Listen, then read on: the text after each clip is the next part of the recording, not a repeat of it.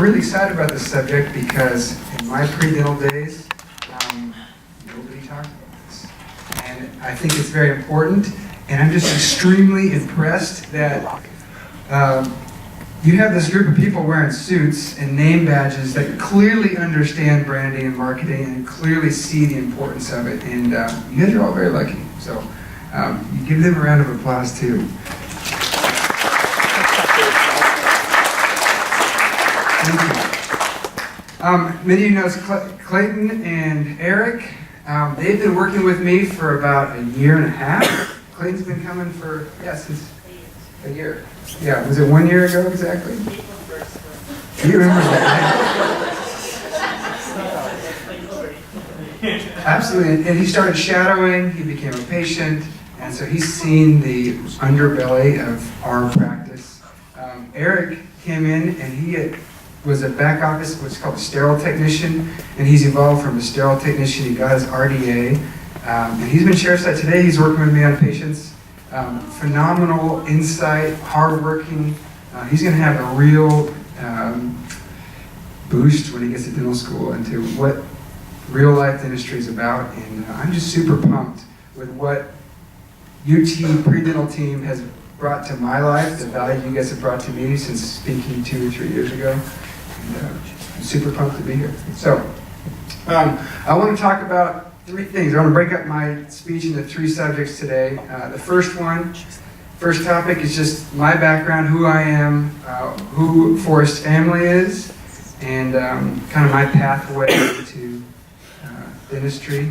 And the second thing I want to talk about is branding in dentistry, why it's important, what it is, and what you as pre-dental students should be thinking about. And then the last part, I want to take Q&A. My goal today is to bring value to your lives. So you guys are thinking about getting to dental school right now. You may not be thinking about branding. You may not be thinking about what life's going to be like outside of dental school because that big giant hurdle in front of you is DATs. Be thinking about things that either A, will help you get into dental school, or things that may influence your decision on where you want to be, what kind of dentist you want to be, and ask those questions. So yeah, let's start with who I am. I grew up in California, a city called Clovis, California, which is right next to Fresno. Does anyone know where Fresno, California is? Up there? You've been there before? That's amazing. It is the gateway to the Sierras. That's its nickname, and it's about 40 minutes from Yosemite. I'm the son of a substitute teacher and a civil engineer. I have no doctors in my family, no dentists in my family, and I decided I wanted to be a dentist when I was 10 years old. I went to Thailand. I have an aunt who was a missionary there, and she worked with a company, or a business that she started called the New Life Center, and she worked with women who were being sold by their parents into prostitution, which is a really sad thing. And at 10 years old, it's a little too heavy for someone to grasp. But I got to work with her and a group called the Christian Medical Dental Association, and they brought dentists and doctors to these hill tribes that had never seen a doctor or dentist, and I saw the value that they brought these people's lives, and I decided at 10 years old, having no idea what dentistry was, that I'm going to be a dentist. So the rest of my life, the tracks were set ahead of me. It was just get to dental school, become a dentist. When I was 18, I got a scholarship to play water polo at University of the Pacific in Stockton, and they had a really good accelerated dental program. You could go to dental school in 2 years and then graduate from dental school in 3 years. And so I could be a dentist in as little as 5 years.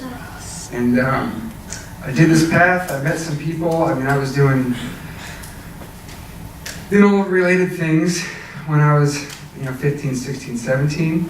Never have I worked in a dental office, never have I seen a handpiece, a burr, other than the stuff that dentists were working on my teeth with. And I never had a cavity, so I never knew really what dentistry was. I just liked the people who they were. And I went to dental school.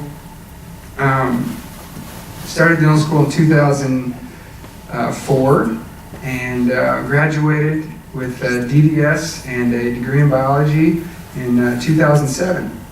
And then I didn't know what the hell I was going to do. So I had it all planned out to become a dentist, and then I got out and I realized that dentistry was so much more than kind of what I thought it was. You don't really know until you get into it how many options and how many different career paths you can go down. So I dabbled in a lot of different specialties. I did an internship at Boston Children's with Harvard's pediatric program. Spent 2 weeks in January there, and can I cuss in here? Yeah. Are there any faculty or instructors in here? Everybody's a student? You guys all came here and you have no faculty watching over you. That's so impressive. These are adults, I know, but you know, you're 21, there's parties to go out and have. So I'm very grateful for that. It's Wednesday, it's Beer Wednesday. Yeah, so I went to this residency at Harvard, and I'm working in a hospital. It's January, it's negative 30 degrees or whatever it is in Boston in January, and these people were fucking miserable. Like, they hated kids. I don't know why they were there. They didn't like me being there. I'm like shadowing over their shoulder, asking questions, and they were super annoyed with me. So I left that program realizing I don't want to be a pediatric dentist. These people were miserable. So I left that program. I went back to school and I talked to some of my professors at Pacific in San Francisco, and I decided I wanted to go into oral surgery. So I got into a late match into a program in the city I grew up in Fresno. And there was an oral surgery trauma mini residency. It was 1 year at the community medical center. It was eye-opening experience, great exposure, worked in a VA hospital, saw all kinds of dentistry, saw some crazy trauma. Decided I didn't want to do trauma every day. Loved the residency program, felt absolutely empowered to do whatever. It made dentistry feel like, you know, when you see people with their faces crushed in car accidents, you realize that filling little teeth isn't that important. So it made me feel super confident, and you can't fail. So I left that program thinking about, well, maybe I want to do cosmetic dentistry. And there's this cosmetic dentist at Pacific that showed interest in me and really liked my ambition, and I worked for him. He was a mentor. His name is Bill Dorfman. If anyone of you have seen The Swan or Extreme Makeover back in like the late 90s or 2000s, he was the dentist on that show. And you could look him up on social media. The guy's crazy. Really cool guy. Took me under his wing. I worked for him for a couple of years, got some exposure in cosmetic dentistry. I was 24 years old, and so these patients were coming into this practice, and they were saying, "You're a kid. No way are you doing $40,000 cases on me." And they look at me the second I walk in a room. These people are 50, 60 years old, about to invest a lot of money, and they had no faith in me. And I couldn't tell them enough. I mean, I'm the Doogie Howser dentistry. I'm great. I'm like, where's the old guy? Like, move on. So you're going to get that when you're first out of school. And then I moved to Texas. A buddy of mine who was Ludacris's promoter, and he went to UCLA Dental School, graduated dead last in my class. He almost didn't graduate, but another dentist stuck his neck out for him, saw he was a very ambitious guy. He started a business in Dallas, Texas called Rodeo Dental, and he knew that I had great clinical skills. I was going to run the clinical part of the business, and he was going to run the administrative entrepreneur side of the business. I had zero entrepreneurial background at this point, but I was a good technician. I loved to draw. I was very competitive, and I saw the opportunity. I took it, and we grew that business from 2 offices to 12. And I realized that I didn't want to continue down that path because it was Medicaid dental, it was a lot of kids, but I didn't really feel like my skills were being valued, and it wasn't really my true identity.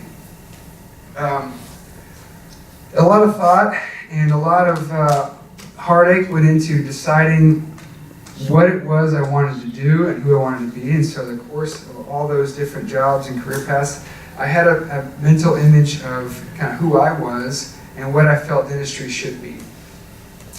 And I think that's really important. And before I get into that second part of branding, I want you guys to really think about, and maybe it's too early right now, but who you are what your strengths are and what it is you want to contribute to people. The reason why I bounced everywhere is because I didn't know who I was in dentistry yet. I was 23 years old when I got it. I knew I wanted to be a dentist. I don't know how I knew that really, but I did know that. You here are all in this class, you're in this meeting, you pretty much know you want to be a dentist. Is this right? Do we have any non-dental people in here? You're all dentists? Or all future dentists, right? Oh, that's awesome. What a great group to talk to. So you got this part down. Who here knows what they want to do after dental school? Does anyone? Yes. What do you want to do after dental school? I want to go to oral surgery and I want to volunteer with that. Have you been in an oral surgery clinic before? I am this summer. Incredible. Okay. I'm going to talk to you in a year. You add me on IG and message me in 1 year after being in an oral surgery clinic. I think it's awesome. If you know and you set yourself, you can do it. Anyone here can go to any specialty program if you know what you want to do. The path is not hard. Knowing what you want to do is everything. In a year, I want to know if that's what you want to do. What's your name? Elvira. Elvira. Okay. Elvira. Add me on Instagram. I'll put my thing up there. Direct message me. I'm not kidding. I want to know what you're thinking in a year. The reality is, none of you really know what dentistry is going to be like yet, right? So, right now, in those first years, invest in that. Look yourself in the mirror, get your hands on some teeth, and see if this is what you really love doing. You're about to head down a path that is going to open up infinitely more paths. So, Elvira, I want to know if you're still interested in oral surgery after you work in an oral surgery office. Getting into branding. I was all over. I finally developed a business plan. After working with Rodeo Dental, I treated kids in Rio Grande Valley. We opened 6 offices down there. I was doing Medicaid, so there was a lot of underprivileged kids. I was seeing, and one day I saw 72 kids. It's impossible. It's fucking crazy. 72 kids, none of them, but I didn't develop relationships with a single one of them. That's like one patient every 5 minutes when you think about it. I was there till like midnight. I had no energy left, nothing to add to my social life at the end of that, and it was no life I wanted to continue living. If that's what you want to do, that's awesome. That opportunity is out there, but I knew that wasn't for me. And so I racked my brain, I tried to think about what it is I wanted dentistry to look like. And so, because I draw pictures, I doodled these little forest animals. You guys see? This is a beaver holding a toothbrush and a little bunny holding floss. I have notebooks full of little animals doing dental things that I would just doodle and I'd give them to patients and kids and parents. I knew that, I wanted to work with my hands. I knew that I loved the forest and loved the outdoors. I grew up near Yosemite. I also knew that dentistry is very uncomfortable for a lot of people. And I wanted to create a company that made dentistry more enjoyable and more efficient and save people money, made it affordable for them. So I created Forest Family Dentistry. It's called Forest Family because there was a record label in Dallas called Forest Family Records that I really liked. I'm not Dr. Forrest, everyone thinks I am. And we saw our first patient in April 2013. In 4 years, I want to show you what Forest Family has become. Do you want to log back in this bowl? While Rahul's logging back into his computer. I'll briefly go over this. I have to go through this kind of quickly. This is our 4th year yearbook. We just celebrated 4 years of being open. This is kind of an example of the brand we created for Forest Family. This is our, definitely refined over 4 years, but this is where we are today and how we've evolved from this. Forest Family Dentistry, year 4. So we had this party last week. Audrey, who many of you met at one of the last parties, she created this yearbook. I contributed content to it. But we clearly have an image of being sustainable, being foresty. We have a mission statement of being efficient and enjoyable to patients. And this yearbook is one of many items that patients see that expresses that. This is a picture of some of our front office team. You can read some of that content. If anyone you want to see this afterwards, you let me know. I'll show it to you. I would flip through this pretty quickly. These are the dentists on our team. We have 10 dentists on our team now in just 4 years. We have 6, now 7 hygienists. Back office staff. Who's the handsome man in the upper right? That's Eric. Who's that? Shout out on there. We have 18 back office employees, which are RDAs and technicians. We have 13 front office employees. We developed our marketing strategy around philanthropy and community service and internal marketing, which really I can't get into much of that today. I'm just scratching the surface here, but if you guys want to know a little bit more about what those terms mean to us, please ask. We exemplified our community service. Every month we would donate to some cause in our community. You can see last year we did Coats for Kids, Ronald McDonald House, Child Protective Services, local blood banks, and visiting schools and stuff like that. We did more than that too. Here's the pictures from those events. Internal marketing means we take care of the people on our team. We create a real culture of family, and we celebrate birthdays. We see lots of cakes. We also celebrate our dentistry and show off the work that we do. We're very proud of it. We're a very high-tech office. We use cone beam, 3D x-rays, digital x-rays, scanners. As Clayton will suggest, we do a lot of Invisalign. There's a case with some whitening and Invisalign on top. We do some big cosmetic cases and wax-ups and crown, veneer, implant. These are just a few examples, but this is day-to-day stuff for us. We had some milestones. That's me and my little baby in the bottom right. Some weddings. We celebrate these things with our team.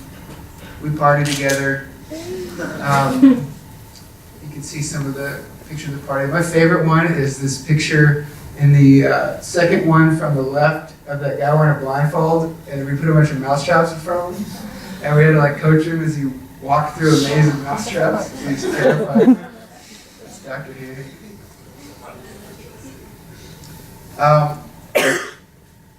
Yeah, just more party pictures. Partying.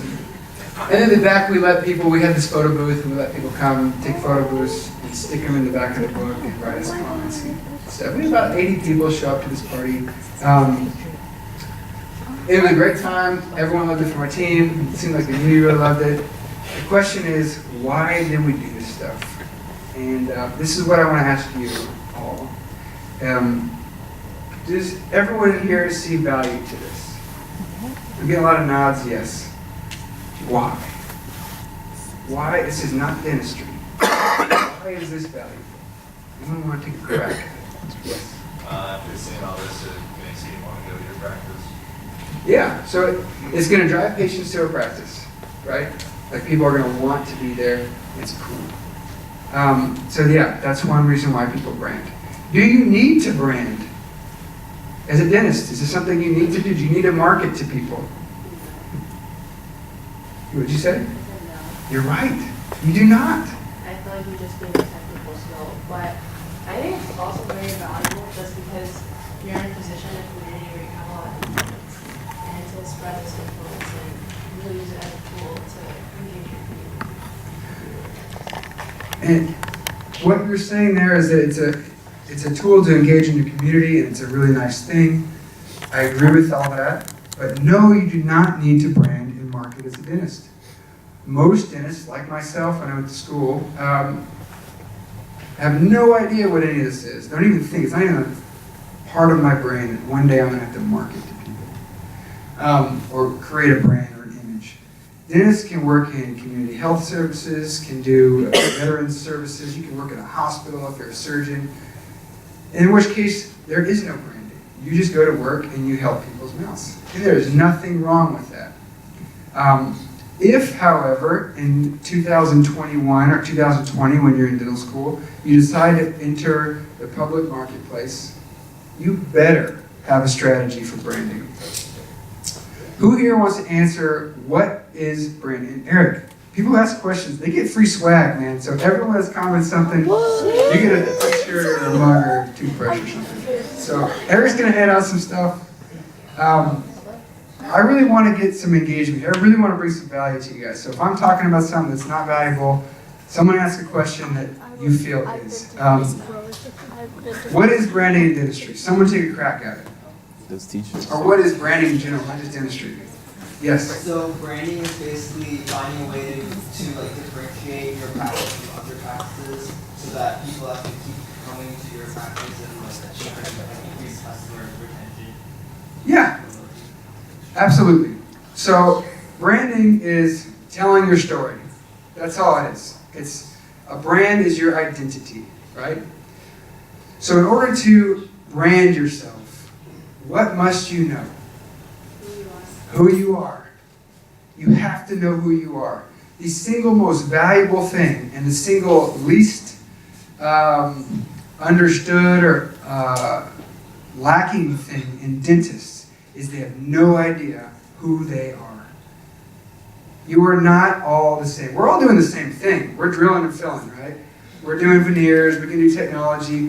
Why is this group any different than, Castle Dental?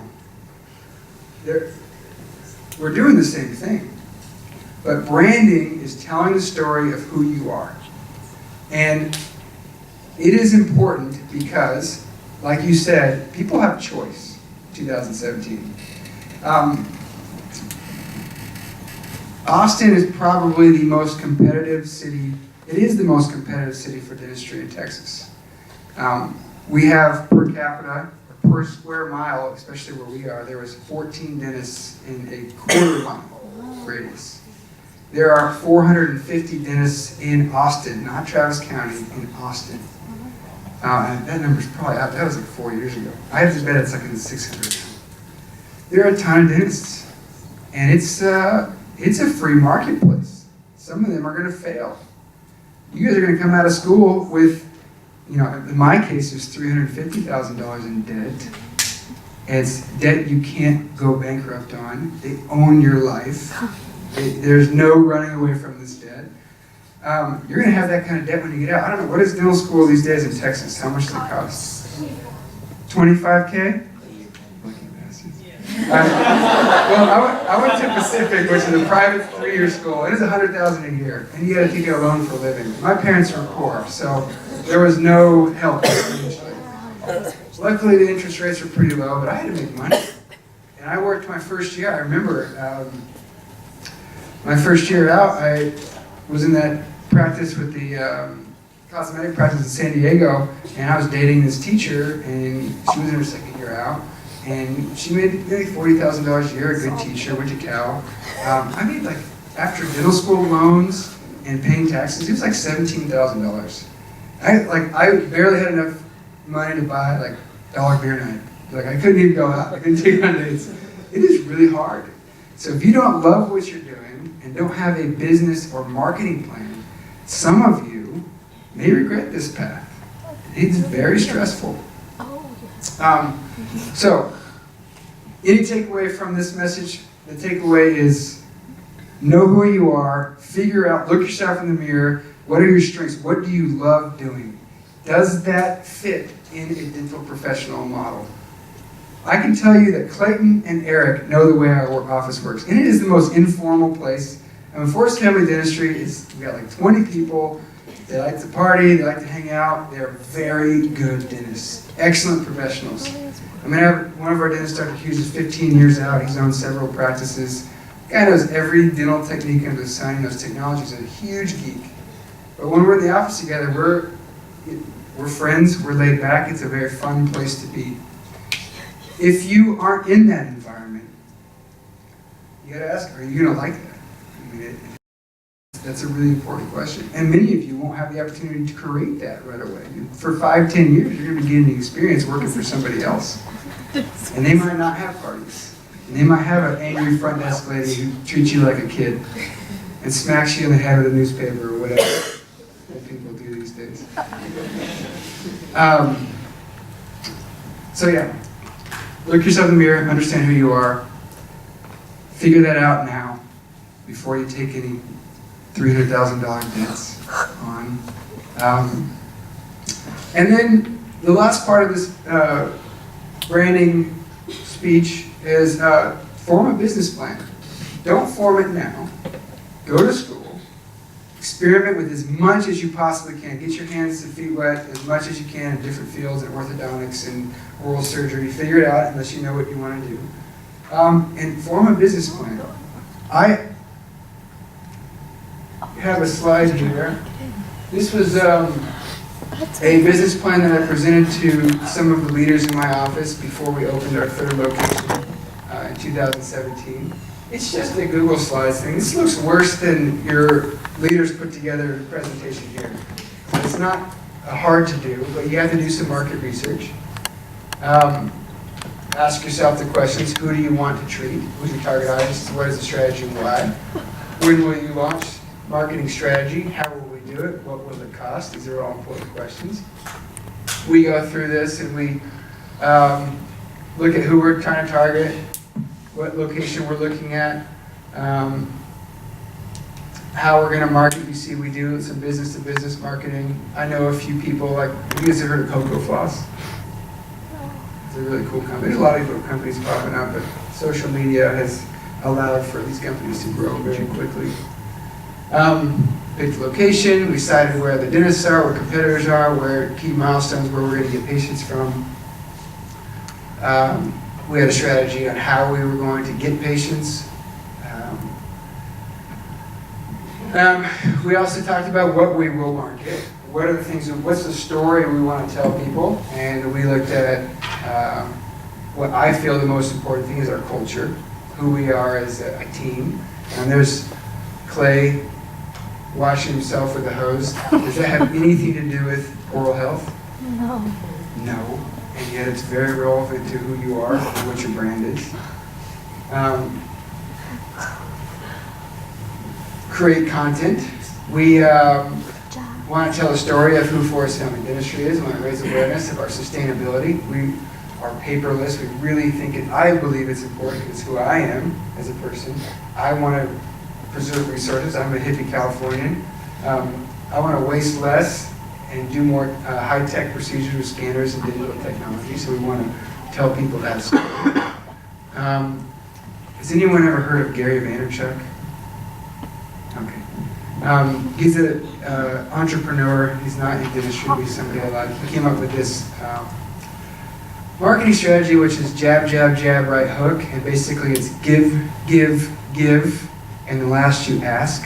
So you tell people, you give them free stuff, you give them toothbrushes, you let them come to your clinic, you shadow, you talk, you do everything. Your whole ethos is give people value, and at the end, you ask them for something. You say, hey, come to our office, send your friends, refer a friend. So this is our marketing strategy. It's jab, jab, jab, right hook.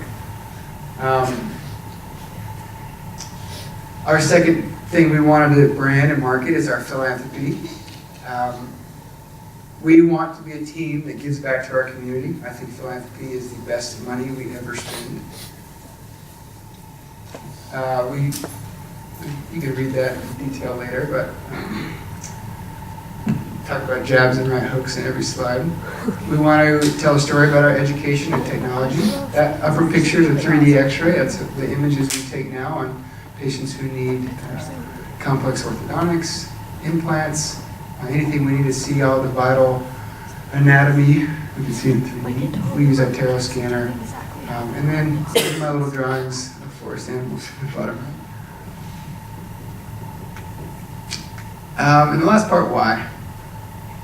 The reason we brand and the reason we want to market is to improve our public perception of dentistry. it is improving. I would say in the last 5 years, I've read like US Weekly polls and Forbes polls, pretty much people are starting to think of dentists as being a kind of respectable profession.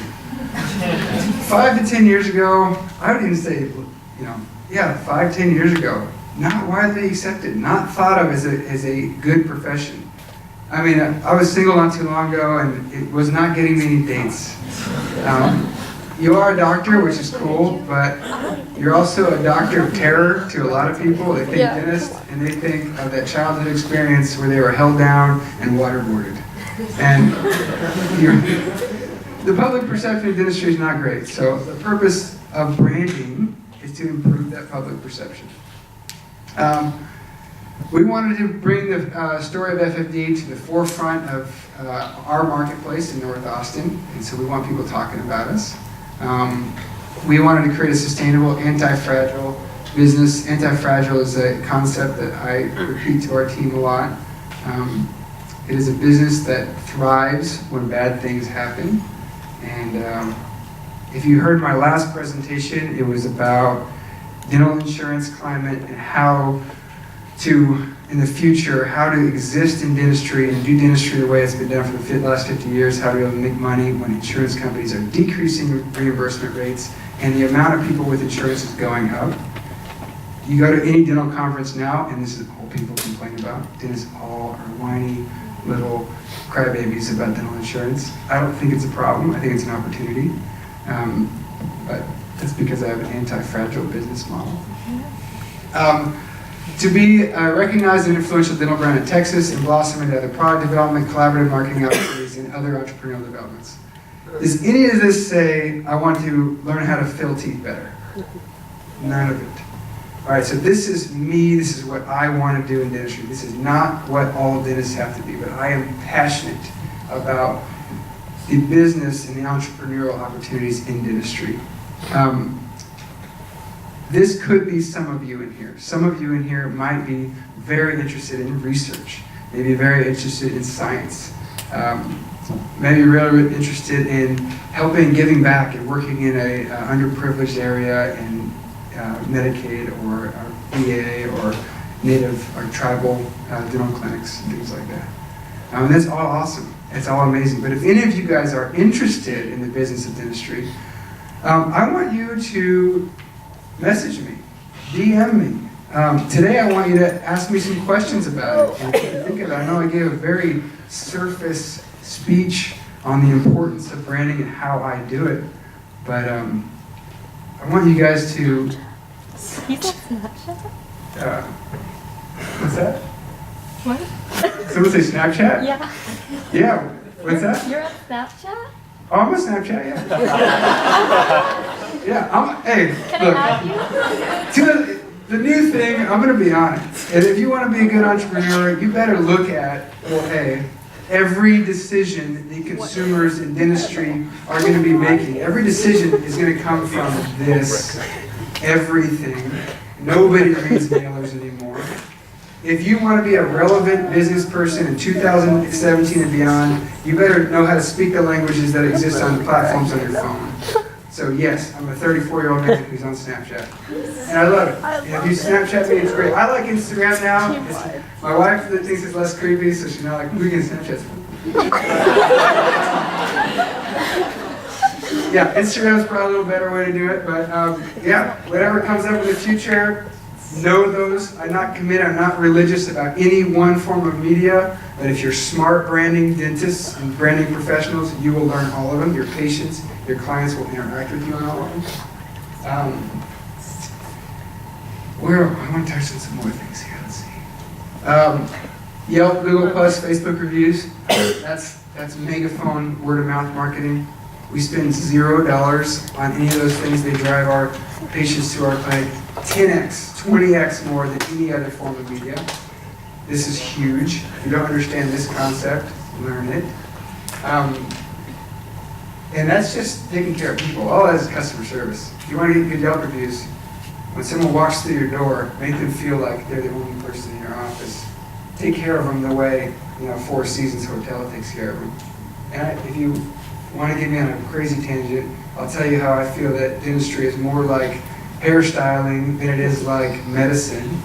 And I hope people see it that way. It is a much more customer service based industry than I think many of you understand or give credit to. And the collaboration part, I want to talk about that. You want to reach out and help and work with other content creators.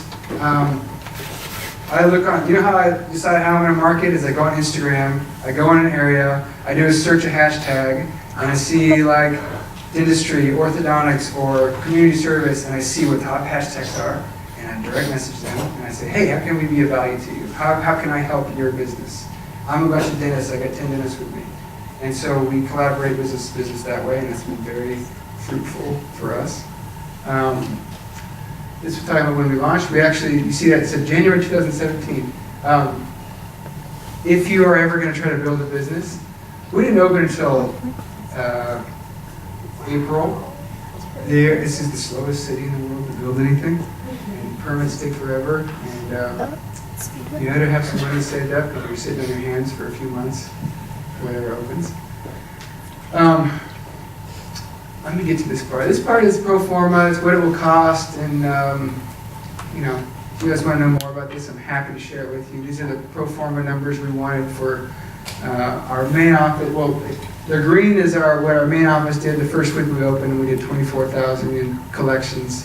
And by the end of 8 months, we were at $1 million in collections, which sounds great. But you realize how expensive dentistry is? It's not much left over. It's one of the most expensive career paths you can go in. But we had a goal of getting Round Rock up to 1.5 million a year.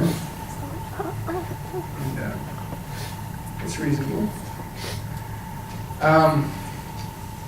This is cash flow long term. As you can tell, a lot of it is impromptu. I didn't plan these slides today. The ROI on entrepreneur opportunities, I want to talk about that too. What is ROI? Return on investment.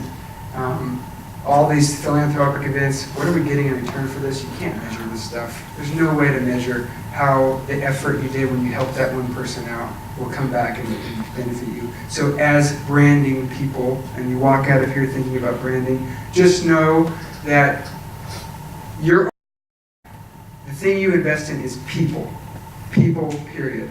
Not Facebook, not what other dentists, go look at the dentists are the worst branding people in the world. It's just a blue ocean for all of you. You guys can all succeed because your competitors suck. And they suck because they don't take care of people. They get discounts, they do mailers, blah, blah, blah. It's all about taking care of people. All the ROI is in helping people. That's why when you direct message me, I answer them. Because it matters to me that you get value from communication with me. Let's see. I also talked about blossoming other career opportunities. The ROI being helping Audrey, who we met, become a better marketer. She does a lot of our marketing and stuff for our office. And it does blossom into other opportunities. I put my personal 5-year goals. I wanted to find and secure a long-term team of leaders, provide better benefit packages to my employees. I want to start a family. I want to improve health mentally, spiritually, physically, and I want to diversify my abilities and wealth. That's my recent 5 years. It didn't be, my first 5-year goal was very different than that, but it's very important to write your goals out. That's how you can get a hold of me at Forest Family Dentist on Instagram. Check it out. Add me. If you do, I'll give you some swag. You guys can ask me any questions you want. I'll show you this picture. That's my son and my stepson. He's 9 weeks old, and he's completely changed my life. I no longer work 18 hours a day. I come home and I enjoy seeing that smile on the face. But I'll leave this one up. How much time do I have? It's 8 o'clock. Do I have 15, 20 minutes for a question and answer? If anybody needs to leave, then they can go ahead and leave. We'll go ahead and do 15, 20 minutes for question and answer. Yeah. Let's shoot. Anybody here have a question about dental branding? Yes. So are you guys all dentists, all 10 in your office, just dentists? I have one of those guys is an oral surgeon. Yeah, he's part-time. We have 2 part-time dentists and 8 full-time? Good question. Anything else? Yes? So how did you figure out all this stuff just on your own, like just research or like? It's a great question. Falling on my face many, many times and getting back up again. Honestly, the reality, I am not a purebred business person. I think Rahul and this team understands business, and you guys are pre-dental way better than I ever did. I learned it because, A, I was very passionate about it. So it didn't matter how many times I failed, and I failed a lot. I would get back up and try it again, and repeatedly. So I learned from trial and error. I learned initially, when I saved up money and moved here to start a business, I learned the hard way what not to spend money on and what failed. We tried everything. I did mailer marketing. I did online. If you Google me, you'll see an article written about me in Austin Women Magazine, which I thought was going to be good. I didn't know it was going to be. It ended up being some like hypersexualized at one point it was like, "Open your mouth for Dr. Bethell." Which could have been good. It could have been good, but it was not the best marketing. So trial and error. And I knew what I wanted the outcome to be. I was not going to stop. I'm never going to stop. So passion, trial and error. And if you're smart, you read books and you go to meetings like this and you talk to people who've done it before. I read a few books too. That helps a lot too. Yeah. Next question. So I was wondering about the residence you've done. So you said you did work in oral surgery. And so did you bring your oral surgeon on to deal with like more difficult cases, or were you able to do that yourself? So I used to do all the oral surgery cases myself.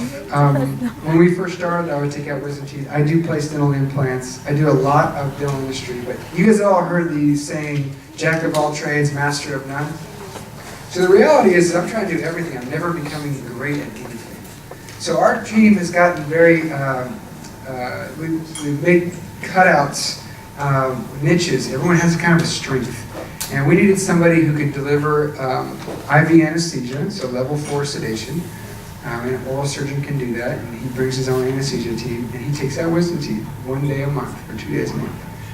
And it brings value to our team because A, most people who get their wisdom teeth are terrified of it. And so when you send them to another oral surgeon office, they have to get to know them, they have to file their insurance again. Having it all under one roof just makes it a lot simpler. So they like that. And they've already developed trust with us. They love us. So they want to stay in this office. So we bring the oral surgeon in, they treat them in our office. We take care of their complications if they get a dry socket or if something bad happens. They're seeing clients they've already built relationships with. Yes. No problem. Any other questions? Yes. So, because you have so many dentists on your team, how do you cultivate a sense of leadership, but also avoid stepping on each other's toes? You know, stepping on each other's toes, you can't avoid it. It's going to happen. And dentists, like all of you here, you're at UT, one of the top schools in definitely the country. You have to be competitive, right? So dentists are competitive. We're innately competitive. We can't succeed without a level of competition. So I have to make goals and incentives in our office that kind of encourage cohesiveness. For example, our dentists in our office are paid. Not only they're paid based off of what they do. They make a percentage of their production, right? They also have a base salary, and they get paid, like say that Dr. Hughes wants to work with me. I'm the Invisalign guy, right? I love doing Invisalign. I've carved my niche as being kind of an orthodontist dentist in our group. If he wants to work on a patient with me, he gets the credit for it. He works with me, I help him out. We both get a little bit of production, so we both make money on it. And the whole team improves, and the patient gets 2 different dentists. So I make it so there's incentives of people working together as opposed to, you know, like, this is my patient, I'm cutting this out. And that helps a lot. Go ahead. Yeah. You first. What else do you do to reduce waste? Reduce waste. Okay. Medicine in 2017 burns through paper. Every insurance contract is 50 pages long. And we have about 1,200 different insurance packages we accept. If you printed all of these out, you'd be wasting like a ream of paper an hour. It's ridiculous. And I've worked in clinics that did that before. So what we do is we do just simple software programs like DocHub, where you can fill documents and PDFs out online. We can submit them to insurance companies, we email them. We have a printer in the back we use for photos, but we don't print a lot of paper. The furniture and, let's see if I have pictures of it in here. Maybe not in this slide, but my friend is a furniture builder, and he makes all these out of fallen trees. We use a lot of reclaimed wood. Our floor is made out of cork, which is a renewable resource. You can kind of see it in one of those pictures. That's cork in the background, that's little reclaimed wood. So we do little things like make furniture out of reclaimed wood. We use sustainable resources like the cork. We use laminated forms people sign with indelible markers that we wipe away. There's so many little things. We have like a vacuum in the back, all the vacuum pumps that suck up all the dental waste. Most of them are water. They use water to clean and purify. Ours are dry vacs. They're oil-free dry vacs. And we use these traps to cut waste, and we have to throw the traps away every time. It's a little more expensive, but it doesn't get pollutants into the water from dental procedures like amalgams and mercury and stuff. You don't want that in the water. There's a lot of things. I mean, if the list goes on, I can't think of them all right now. But it's a great question. Go ahead. Okay, so one of my main concerns about being like a general dentist is like I like forming relationships with people, and for most people they only go to the dentist like twice a year. So how do you form a relationship with them when you see them like barely? That's a good question. How do you form relationships with them barely? 2 times a year is quite a bit. It's more than you think. I've been in this office for 4 years, and I feel like I know the people that have been coming every 6 months very well, but I know their kids, I know their family, I know their histories. You take notes on these things too, so you can remind yourself when they come in. How do you form relationships? I feel that when people lay back in their chair with their mouths open, while allowing you to do things they know nothing about, when it's connected to a nerve that only feels severe pain, they see you as it's like their therapist. They open up to you immediately.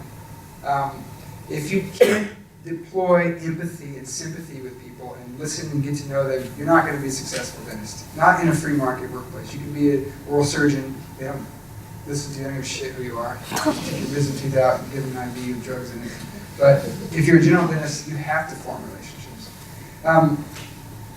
Long story short, most of your patients, if you just see them every 6 months, you will form those relationships if you take the time to do it. Even though it's every 6 months, it's still more than you think. And B, you see a lot of patients come in for work. I mean, every time you do a filling, that's another 2-hour visit. Rounds are 2 different separate visits. And you see them a lot more than you think. Yeah, but it's a great question. It's very important. And like I said earlier, branding and marketing, the greatest ROI is in people and developing those relationships. Yeah, go ahead. So with regards to the business side of dentistry, in 5 years or somewhere down the road, do you see yourself expanding or like opening a new location? And following into that, what is your perspective on corporate dentistry? Oh, those are great questions. Do I see myself expanding in 5 years? I didn't see myself ever having 3 offices. I got out of a company that grew that fast because I wanted to sit and develop relationships with people and do it a certain way. I feel it is my ethical, professional responsibility to allow my brand to become whatever it can become. If the dental marketplace likes the way we do this, if I don't make more of this, I feel like I'm not doing what I'm supposed to do. It's not my calling. So do I see us having more Forest Family Dentistries? I don't know. But if we continue to see more patients, I mean, we had 1 month, we had 500 new patients. Average dental office needs 25 new patients a month to succeed. With 500, we don't know what to do with people. People can't come in. We have to like tell them, you got to book out 9 months to see me. So that's a problem, especially if you believe in something like I believe in this. I want people to experience it. So yes, I think we're gonna grow. I can't do it. I don't like growing dental offices. It is tedious. It's not. Managing people is very difficult. Now I have like 50 people on my staff. I lose sleep over employees griping, and I mean, most of the time they're great. We have a great team now. but we've had some poor employees that have had to fire and let go of. I lose sleep over that. So more practice we grow, more problems I'm going to have. So I don't want to have 10 offices, but I do want other dentists who believe in this to say, I want to do it like this, and I want to empower the same thing, whether it's called forced family or not. So will there be more forced families? I don't know, but there'll be more like this, I promise you. More in this model. Yes? After it's implemented this marketing strategy, how much should the business grow? After implementing this market strategy, Yeah, like afterwards because you've built up a brand, how much, you said it's very important for growing your business. Do you know how much for your business? oh yeah, I know that you got to look at KPIs, key performance indicators. I look at them every month probably. I pull up the chart, our computer software, it's all electronic. Very good at pulling data out. We saw a tipping point in 4 months. So I opened in April 2013. By August, September of 2013, I already had the chairs full for 2 weeks, and we were producing, I think it was like $50,000 a month, which for one doctor is pretty good. We also, one of my most important KPIs is what I call CSI, Customer Satisfaction Index, which where I pull the internet and I Google myself and I see what people are saying about me, and I give it points and scores. And when people say something bad about me, I give it negative points, and when people say something good, I give it positive points. And I have to watch that. And I have a goal every month, and it has always been to get 10 CSI points every month. And we have gotten that every month, every single month since we've been open. So that's, yeah, you see, you track these things. So how long did it take to get to that point where we were getting that? 4 months. Not much. Yes? Yeah, so I wanted to know, like, as a franchise, do you guys get a lot of backlash from, like, private general dentists in the area, or like, are there any laws that prevent you from expanding? Yeah, and I didn't answer all of your questions. That goes back to that corporate dentistry. Are there laws about expanding? No. I can open 50 dental offices. I could be the sole owner of all 50. And there's no problem with it in Texas as long as they're owned by a dentist. So there is a law which most of these companies have found loopholes against, and it's that no non-dentist can own or have ownership, any ownership, in a dental office. However, companies like Castle Dental and Heartland Dental all have private investors and venture capitalist money from other places. But they form this other entity. It's called the Dental Service Organization, a DSO. And DSOs can partner with dentists. So it's an interesting loophole. But the answer is no, there's no legal, you can't practice in more than one office or whatever. To answer your second question, how do I feel about corporate dentistry? I feel neutral. I feel indifferent. I mean, if that's the way it's going, I better get on board and learn how to do it better. I am not threatened by anything that's happening. I don't give a shit if someone opens up like 2 doors down from my office and crushes me. They could come and do better than me. If they're doing better than me, I gotta adjust. And I'm just gonna do better than them. So as an entrepreneur, my goal is to always stay on the ball, watch the markets, watch your people, watch behavior, see what's happening, and do it better than everybody else. So yeah, if corporate industry comes in and they think they can see it do better, more power to them. If that's what people want, is corporate industry, that's the way the money will go that way, and people will start deciding with their bucks, they want that, then more power to them. Go for it. You talk about how saturated the Austin market is with so many dentists. So how did you adapt to that, especially when you were first starting out? I'm the best. I mean, honestly, I stood out. I was louder than anyone else. So with Austin, they had the reputation. I think at one point there was like 150 new people coming to Austin, right? The population was growing. 150 new people coming out. Those new people all need dentists. And that's what I saw the opportunity, even though there was 14 dentists, not just dentists, dental offices around me, some of them with multiple dentists. I had to get my story, my brand, in the attention of the new patients coming in, the consumer, better than my competition. And that's what I did. Yeah, some dentists are starting. I have a friend, her name's Molly. She was a dentist for 7 years, and she just closed up. She's a dental hygienist now. She gave up because she couldn't deal with Yelp reviews, people coming in and complaining about her service. She poured her heart and soul into her small practice. She was getting starved out by dentists, handing out coupons and Groupons, and she couldn't even make ends meet. She was struggling. She sold her practice, and now she's a dental hygienist. This happens all the time. It's a very cutthroat industry in that way. Yeah. Yes? How do you exactly even like open a private practice when you come out of school? Because like you said to yourself, like you're already like poor as fuck, you know, like you're in debt.